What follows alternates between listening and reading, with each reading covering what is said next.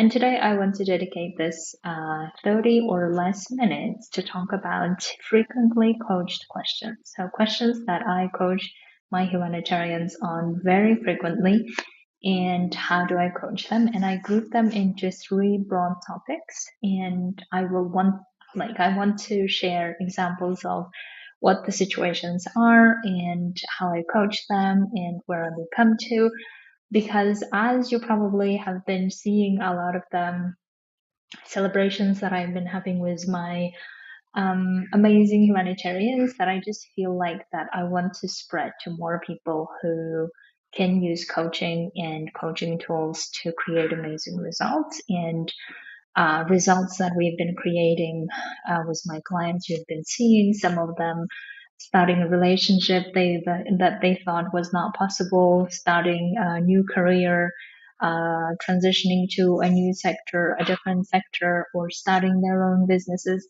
or moving to back home. A lot of different results that we've been creating. And in the creation of those results, these are the problems or obstacles that we're solving.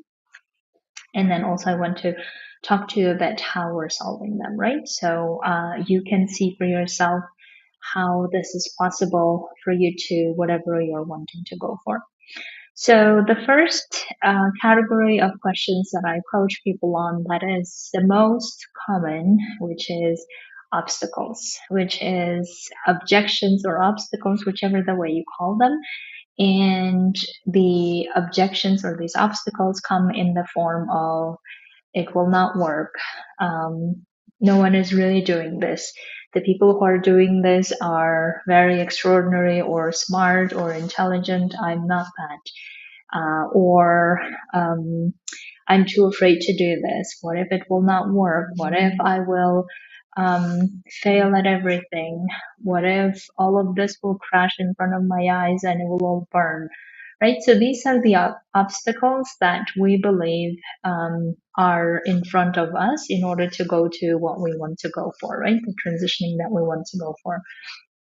And the interesting part is that I really want to point out like to my clients all of the time is that even though we are telling ourselves that this is the result I want, right? And we're telling ourselves this is the result I want, this is the impact I want to create, this is how I want to create it, this is the business I want to start, this is the private sector that I want to go to and transition, or I want to grow in my career, or I want to go to a family education station, I want to be with my family and children, right? These are the results I want. This is typically what my people, when they come to me, they say this to me. And then they also keep arguing against going to that result, right? So they keep telling themselves, this is what I want, but here are all the reasons I can't go for it. This is typically how they come to me. Now, if you notice that our brains, like I think most of our brains, are so good at advocating against our own dreams, right? So advocating against what we want, advocating against the things that we actually keep telling ourselves that we want, but then we keep doing everything to go against it. Like we keep doing everything within our power to keep arguing why what we say we want is not going to happen.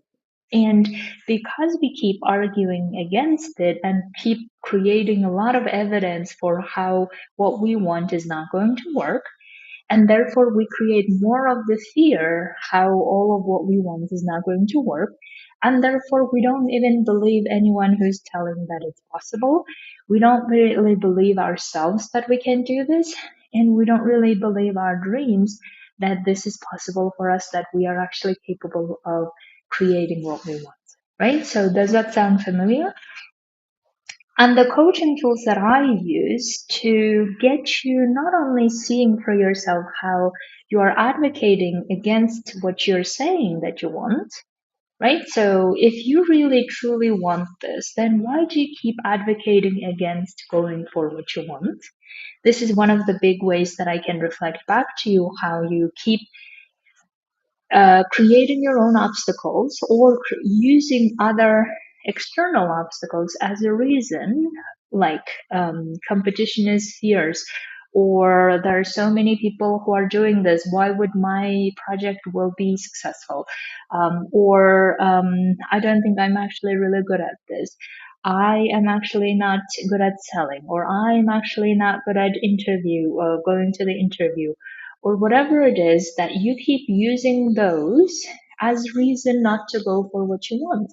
And one of my work and role is to reflect back to you how you keep advocating against your own dreams and if that's really what you want to do. And most of the time, my clients recognize that that's not what they want to be doing, obviously, right? So then once we recognize that these are just our brain's fear expressing itself in different ways to protect ourselves from going for what we want, then we start understanding not only how our brain functions, but also how our fear is being expressed, and to recognize what's the fear part that actually is normal, that wants to protect us from going for what we want, because for our brains, going for the unknown, the uncertainty is very normal way of protecting us. So once we get compassion for our brain to say, yes, we understand it's scary,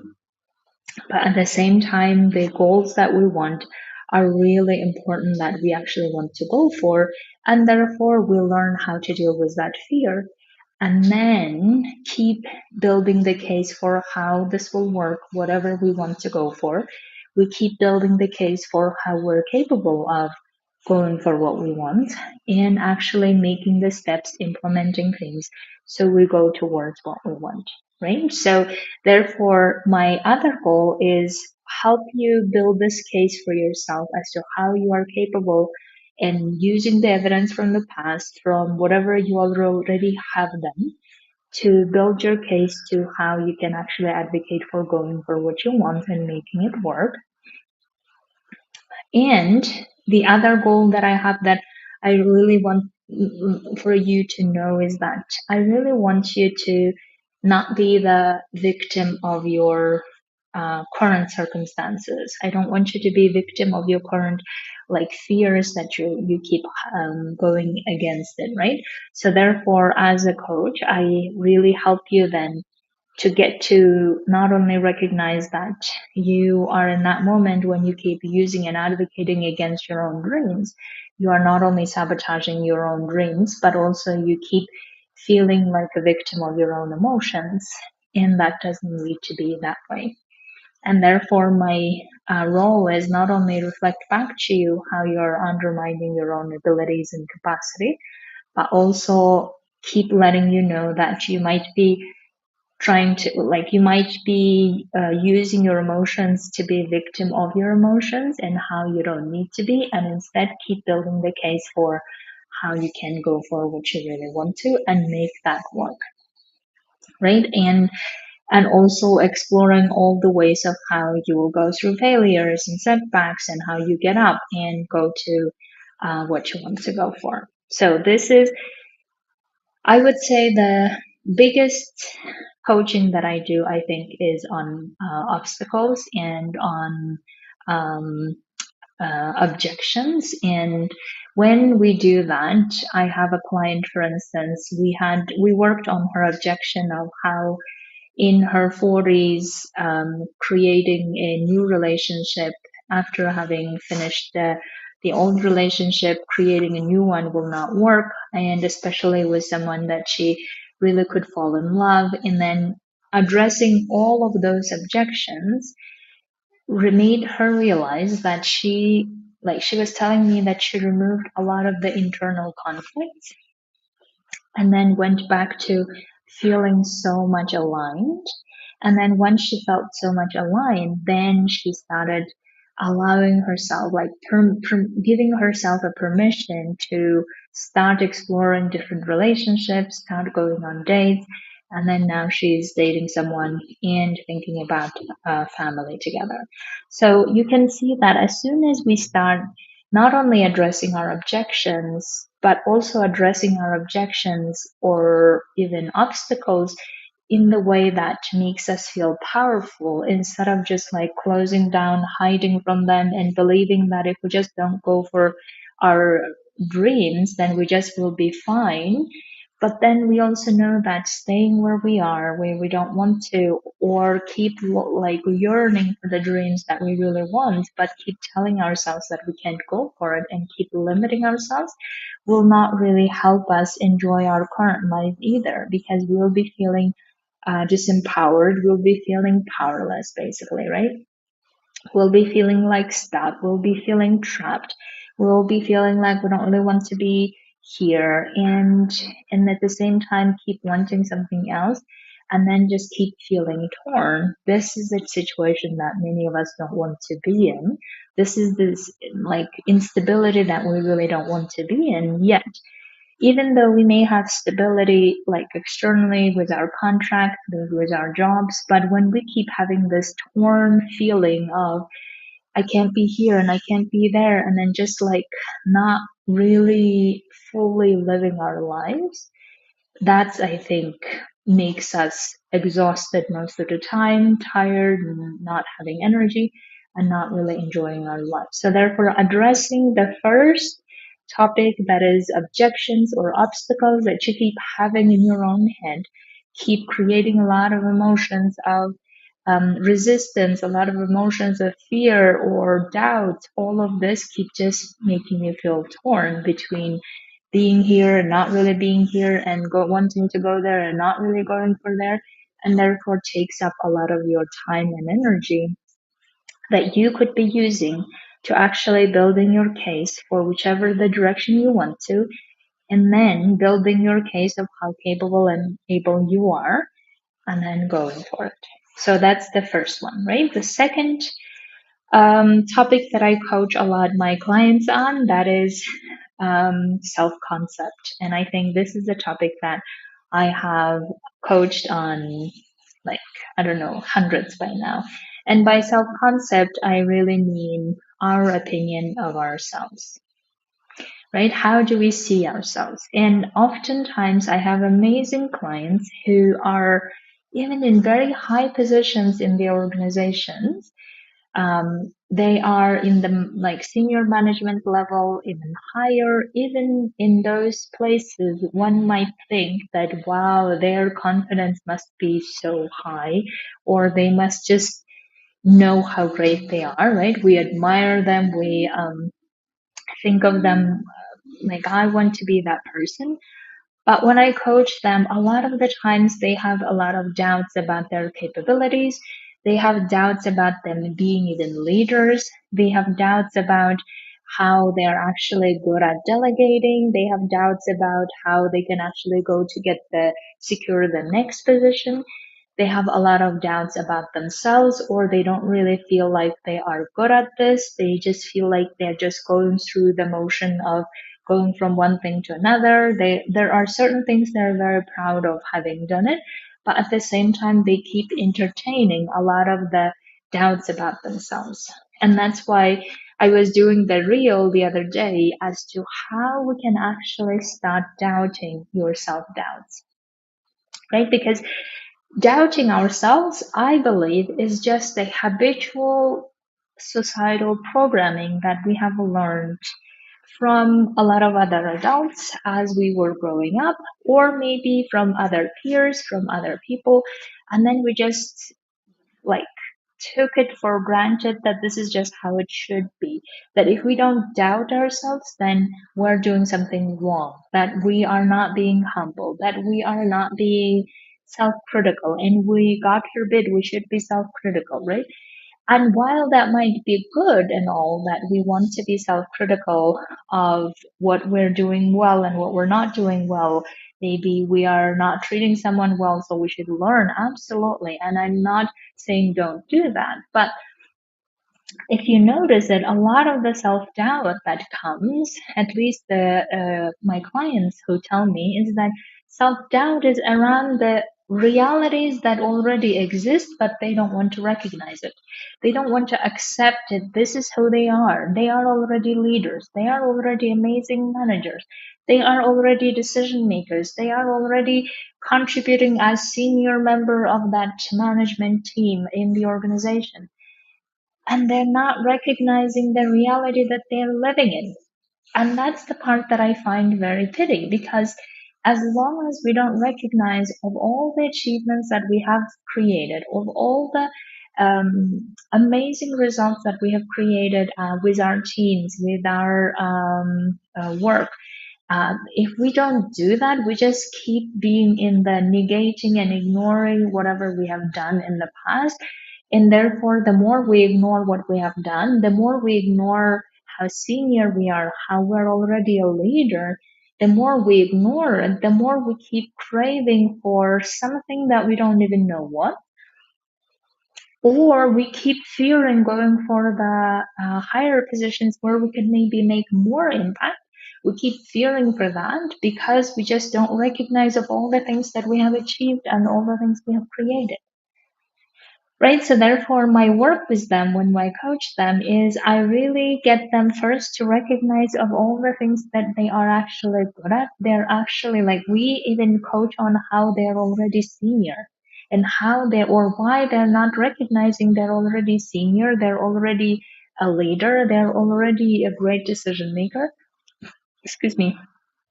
They already have great feedback from their team members as to how great their managers are. So recognizing and accepting and being in the self concept of the person who has done and achieved a lot. And I even get them to recognize how they have done it, in which ways they have done it, which skills they have done it to get there. And then once we get recognizing how we're good at what we're doing and how we're doing, then I want them to really feel and own that, right? Because I think intellectually many of us may like understand it or may know this, but when it comes to actually owning it and feeling it, many of my clients have difficulty feeling it because we just keep doing things at the intellectual level, but as long as we don't feel it, and instead we just keep wanting for more, wanting to go higher because we feel like we're not really, or like afraid to go higher, right? Because we feel like we're not really good at XYZ, we're not really being this person, we're not really senior, we're not really this. As long as we just keep being in that critical self-criticizing or not really useful criticizing mode, then we don't really focus on the impact that we want to make. Then we don't really focus on how we could go for even higher positions to make even more impact instead of just staying in the place where we have outgrown it already. So that's why the coaching that I do is on self concept of how we see ourselves currently. Is this really matching our reality? And if not, why do we keep not recognizing and owning what we have created? And how we can use that to create even more impact, not only for ourselves and our loved ones, but also for others that we're serving. How else can we multiply it and expand it? That's the topic that we work on. And the third one is the topic of decisions. And this is a topic, of course, that I work on like lots and lots. That's why it's one of the categories of frequently coached topics. And the decisions can be so many. One decision is about how do I transition to go back to living with my family while doing what I really want to do. And I don't really want to do the humanitarian work and keep rotating around the world. I'm so tired of it. So, right. So these are the questions that I help my clients make decision around. Other clients, a decision might be, how do I even get ready? The other client's decision might be around how to do or how to deal with those transitioning period where I'm not really making the money that I want to, and I'm leaving the job that I have now, and I can't really support my family in the way that I used to supporting, and how do I deal with those emotions, right? So Therefore, the decisions might be even around I have tried this repeatedly and it didn't work. Now I'm trying again and I don't really feel like it's going to work. I have helped humanitarians transition from headquarters to field, or from field to headquarters, or to regional offices, whichever it is. There have been a lot of decisions made. And the beauty of making decisions is that it gives you a lot of calmness after you own the decision. But a lot of the times, my clients come to me even feeling like they know what the decision is, but they have difficulty owning it. And that's why I always like get people first to look at all the reasons for deciding this way or that way, or how do they feel about deciding this way they want to, even though their logical brain is saying don't do this, it's a fatal decision or whatever it is, right? So first, like taking care of a lot of the emotions around making a decision, and then I always tell them, let's do a preliminary decision to see what fears and what thoughts come up after having made a decision. And a lot of the times, truly, there are a lot of like fears come up as to like the same ways that I said about obstacles in the beginning, right? All those questions come up, and then we start keep answering and answering those questions. And then underneath all of those questions, there is really a deep seated doubt, fear, right? Worry, all of this that we learn how to address when it comes to emotional intelligence, that I help you teach how to um, like treat your emotions, how to not be victims of your emotions. And then we then say, okay, let's now make a decision and own the decision, feel the decision, and then start implementing the plan that we come up together on transitioning, and then getting you to implement one step at a time. And then every time the fear comes up, we learn to deal with it. And also, I help you to build the trust in yourself and in your capacity so that you can trump the fear more, so that you continue doing the work to implement the decision and then keep going for what you want to. Right. So therefore, as you've seen, that there are three broad topics that I have mentioned. There are many others, but I try to like combine a lot of the things together, and I may do another episode on frequently coached topics in the future. But as you can see, that if we can at least get three topics very clear for yourself, then the transitioning will just feel very inevitable, whatever the transition you're going for. So that's why I would love for you to think about how you could work on this, on the obstacles, like sabotaging thoughts, or the objections that you keep having, that you keep using to advocate against your own dreams, how to work on that, and how to work on your own self concept, your own opinion of yourself, of how to make the transitioning work, and then how to make decisions. And these are the three that I would love to help you get very clear, get your own answers, get your own wisdom, access your trust, and learn how to deal with your emotions so that you can go for the transitioning you want. That I would love to invite you to do this coaching with me individually. So if you are up for it, I can't wait to hear from you, get your messages, and getting you coaching on all of this and many other topics. So thank you so much. Have a beautiful week, and I'll speak to you very soon.